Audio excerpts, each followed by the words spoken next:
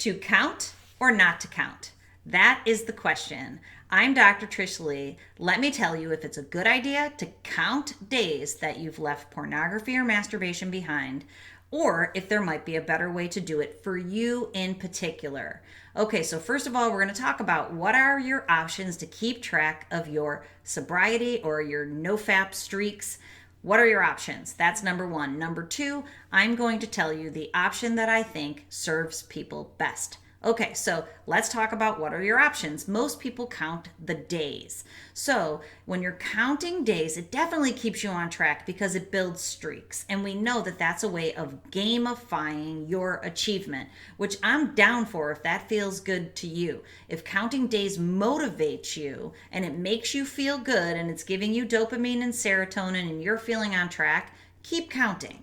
But there's other ways, just so you know. So some other ways are to keep track of milestones. And this can be even more powerful because you don't get nervous. I talk to so many people that get nervous that they're going to break their streak because they're at this high number and it gives them more anxiety than it gives them encouragement. If that's you, celebrate the milestones. So you don't have to count your individual days, but 1 week later, you can celebrate the week. Celebrate your week streak and remember, literally celebrate it. Dark chocolate with sea salt. High five. My husband and I have been high fiving ourselves. We call them sober high fives because, actually, I call them that. Not that we drink that much in the first place, but we've been on our detox cleanse for 21 days where we haven't been eating, we haven't been drinking, we've been staying clean. So we high five each other just about every day for the new thing that we've accomplished that day. And we like to add a little bit of fun to it, and cracking myself up with the sober high five piece.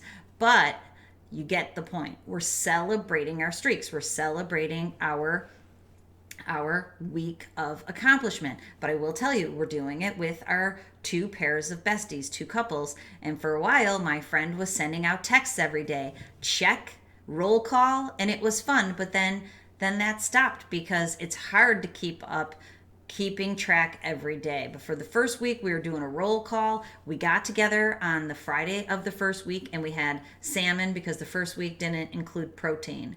So we celebrated, and for a little while we were keeping track, but we celebrated the milestones. So we were celebrating being able to eat protein. My friend doesn't even like salmon. She ate it anyways. Celebrated on that first week. We celebrated on the second week when we could add quinoa, right? Big moves here. So you get the point. We're celebrating them. We celebrated the first time that we all got together and nobody drank. I made this fancy little kombucha spritzer drink, and we had an awesome time where normally we would have just had a glass of wine or two. So you get the point. We celebrated our first week. We celebrated our first time going out, eating clean and not drinking. We're celebrating the milestones. You can do that too. So you can celebrate your first week. You can celebrate the first win on having an urge or a craving that you pivot from. That's a huge celebration, should be shared there, because when you walk away instead of giving in, when you take the fork on the road that you haven't taken before, instead of taking the neural pathway your brain's taken for all those months, weeks, years, decades, celebrate that milestone. When you get in your first fight with your girlfriend or your partner, I see people put in the comments, had an argument with my girlfriend and I relapsed. When you have the first argument with your partner and it really stresses you out, but you don't have a slip, celebrate that. Those are milestones that are worthy of celebration. When you are triggered in a certain way, like you pull up a movie and it has a sex scene and you turn that movie off, celebrate that milestone. You need to celebrate the milestones. For so many people, that can be more powerful. And neurologically, you are telling your brain that when you succeed, it's getting a reward. It's going to keep moving in the right direction.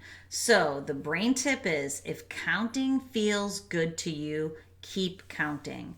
If counting is giving you any level of stress or anxiety, Celebrate the milestones. And you could even do this brain activity exercise is think about the things that have been difficult for you before in trying to leave pornography and masturbation behind. What are the things that have been challenging for you?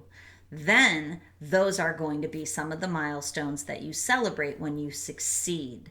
And I highly encourage you to get rewards so that you can encourage yourself. Get yourself some gold star stickers. As ridiculous as it is, and as much as I don't agree with the gold star of achievement, our brains are psychologically wired for second grade when Mrs. Murray gave me that gold star on my paper.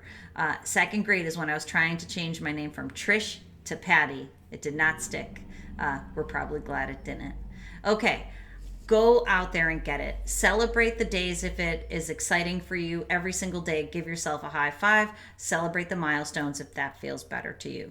Remember, if you want help on this journey, reach out to me at drtrishleigh.com. I'm here for you. I would love to be able to help you. I'm putting together beautiful programs of different sizes that can serve you in the way that you need it. Okay, and remember, control your brain or it'll control you.